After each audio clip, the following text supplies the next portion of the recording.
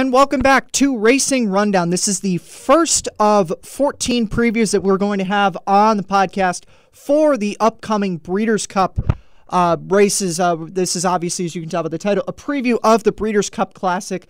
This race is very cut and dry. I'm sure if you've been following horse racing at all this year, you know that this is going to be a very simple race, and we've kind of been saying the result of this race in advance, especially on the podcast, all year. But that being said, we are still going to look at this race.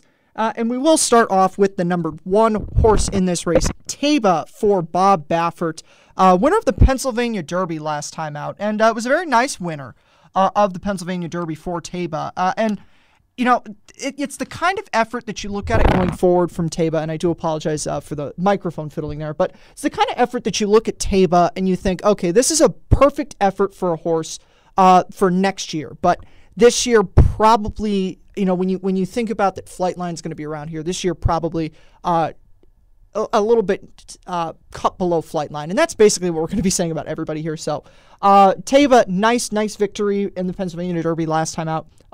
Good run here. Absolutely one of the prime contenders to run second to Flightline, but that's probably all you'll see from him in this race. And the best part about Taiba is he just keeps getting better with each and every start. And that's something we expected. That's something we talked about a lot heading into the Kentucky Derby. Was the Derby going to be his race? Probably not. But are we going to think he's much better come Breeders' Cup time? Absolutely. And he's proven that.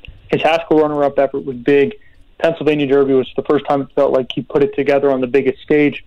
And he'll run a big race here. He's going to run a big race. He'll probably run a career best race. Unfortunately for him, his career best might be a cup low, and I think it's going to become annoying, I think, at least for myself, looking at every one of these horses and saying, but they're not going to be Flightline, and I think that's just kind of where we're at. But this is a horse who's primed to run his best race, and I think of anybody, he's probably, I think there's there's two horses in here, and you'll hear me talk about the other when we get to him, but him and this other horse, I think if anyone's going to really step up and find themselves beating Flightline, should he be off on Saturday, it would be Taiba. And we're going to move on now to the number two horse. The horse that we've been looking at pretty much all year is the prime contender against Flightline, and that is Life is Good, the winner of the Woodward and the Whitney, and a runner in the Dubai World Cup. Also ran in that race, though, in the Dubai World Cup, finishing fourth there. 3 wins since coming back from Dubai. The problem is he's not a mile-and-a-quarter horse. He showed that in Dubai that he's not going to get the mile-and-a-quarter, and he showed that last time, really, in the Woodward when it was a very tough. You had to fight to beat Law Professor, and I just thought that effort, I mean, we already knew that he wasn't going to get the mile-and-a-quarter, but that effort just 100% confirmed that Life is Good is not going to get a mile-and-a-quarter here. Even if Flightline wasn't coming out of an otherworldly win in the Pacific Classic, I would still say this about Life is Good, and I'm 100% certain about that now after this run. Yeah, he's just he's going to find the distance to be too much, and I appreciate the connections giving it a sporting try, and he is going to be a factor. He is going to be the leader as they run by the stands and into the first turn, and barring a miracle that he doesn't break or something along those lines. But he is a very talented horse. He's going to be a presence that could hinder Flightline to some effect. Flightline has been able to rate on his past 2 races. It's been good, but who knows how he'll act when there's someone like Life is Good just running off in front of him. That's something he's never had to experience before. And that could, of course, key up another horse. Flightline doesn't like to be too far off the pace nonetheless, and Life is Good is very capable of opening up a couple lengths on his competition. So from that perspective, plus I think it's fair to say Olympiad, Hot Rod Charlie are 2 horses who are also very capable of being first, second, third, well within touch of the lead. They've never had to deal with something like Life is Good. I mean, I know Hot Rod Charlie ran against him in Dubai, but even that circumstances were a bit different, I think, than this. So it'll be interesting to see what he can do. He's not going to be able to slow down. He's going to be on the go. He's going to lead the first mile of the race. What happens from there, though, could absolutely affect the rest of the field. So I think that's really how he plays more than anything. Unfortunately, he's not a big win, or I even think hit the board contender in here. And we're going to move on now to his stablemate, Happy Saver, another horse who has been giving it some very good runs this year prior to his 4th in the Lucas Classic, which was a good effort in its own right. 5 straight second-place finishes, and 4 of those 5 coming in Grade 1. So a very consistent horse. The problem is that he wasn't doing it against lower-level Grade 1 company, and it's kind of an oxymoron to say lower-level Grade 1 company, but he wasn't winning races against horses that aren't Flightline, And there's really no indication that he's going to step up to that level in here in terms of win, but he is going to be a pretty significant price in this race. He's 30-1 on the morning line. He could hit the board here, and, if you get him to run second, decent place bet on him. Could pay well, but that's probably the most you're going to get out of Happy Saver in this race. Yeah, there's just a lot of improvement that he's been given every chance to show. He just hasn't. He's always the bridesmaid, and he's never had to go up against the best horses in this race. So he's a pretty easy pass. He needs to improve leaps and bounds to really be a factor to hit the board.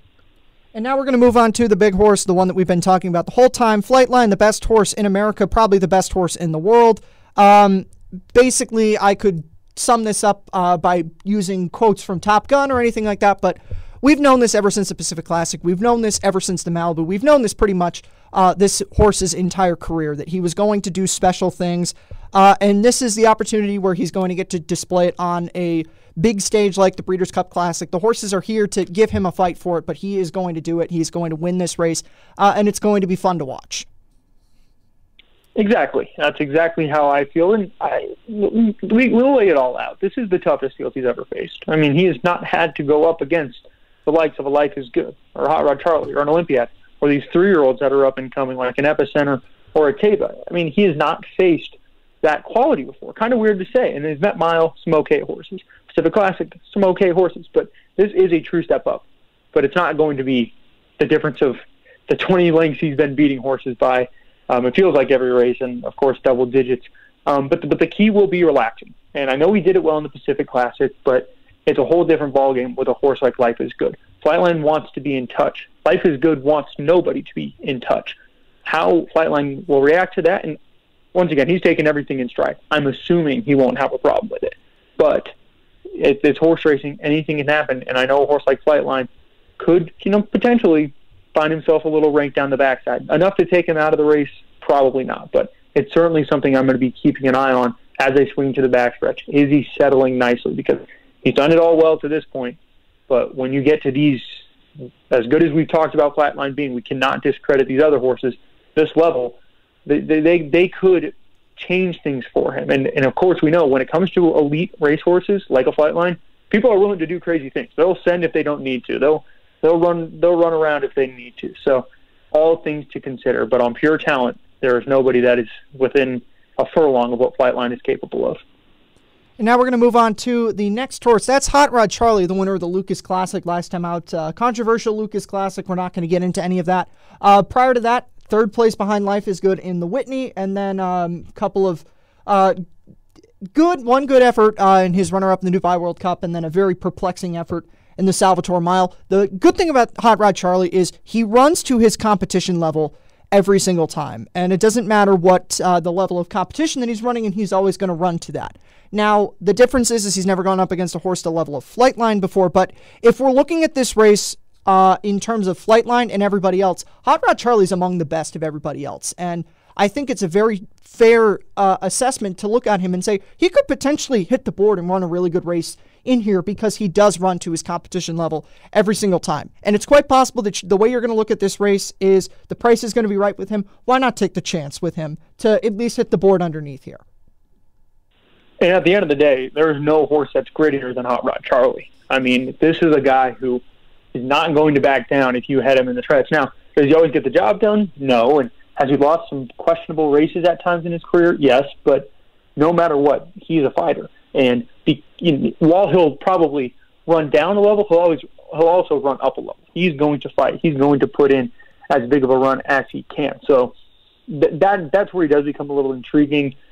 I don't think he could lock horns with Flightline, but I think he could lock horns to hit the board for your exact or something like that. And he's a very, very hard-trying racehorse, and you have to love that. And I mean, listen, for it's joking, but in a sense, you feel if Hot Rod Charlie is in eye to eye with Flightline, he's going to try. He might, lose to him by like a couple of lengths because that's just what he does. And I say that half jokingly, but he is such a hard trier. So I think he'll put in his A+ race like he always does. It's just a question of, second or third, I think. And now we're going to move on to the number 6 horse in this race, Epicenter, the best 3-year-old in the country, tries the Olders for the first time, coming out of his really strong victory in the Travers. And I think that this race is going to set up Epicenter for a really strong 4-year-old campaign. And I feel like I'm discrediting the horse saying that, but we know how this Breeders' Cup Classic is going to shake out. But Epicenter, after his couple of tough losses in the Triple Crown, good win in the Jim Dandy, very good win in the Travers. He's the best 3-year-old. He should lock down, or he should have the Eclipse Award locked down already. I don't want to get into this too much, but should already have that. But in the event that he doesn't, this would be a good opportunity for him with a good run here to be able to cement that. And I think that that is very likely to happen, but obviously not going to beat Flightline in this race. And I feel like leading into this race, he has been the forgotten horse. And I know he's 5-1 morning line. He's lower than Taiba, but all the talk has been Taiba in terms of who could potentially somehow beat Flightline, which we know there really isn't anybody, but Taiba's been the talk. And Taiba's a very good horse. We laid that out. However, Epicenter's done everything right. He has done every single thing right. He is a very tough setup and a very bad ride in the Preakness way from being a dual classic winner. I mean, that's how good he has been this year. And his Travers win was as dominant as a performance as ever, and he put away horses that Taiba put away in an easier fashion than Taiba did. So when you add it all up, he is better. And maybe the betting won't reflect that, but just the chatter that I've been seeing, it's been all Taiba. Not in a bad way, it's just, let's not forget Epicenter's out there. And this is a horse who's tactical. He can sit any kind of trip he wants to. He'll be running second, in my opinion. I think that he just continues to get better and better. I agree he's going to be in for a hell of a 4-year-old campaign, and I think he runs a huge race here, even if it is a second-place finish. And now we're going to move on to the number 7 horse in here, almost done with this Breeders' Cup Classic, and that's Olympiad, who is another horse who, in another year, is a very strong contender for this Breeders' Cup Classic. But unfortunately, he was beaten by Life is Good significantly in the Whitney. And while I think if we were talking about this without absent Flightline, his run at a mile, he proved that he could get a 1.25 miles when he won the Jockey Club Gold Cup last time.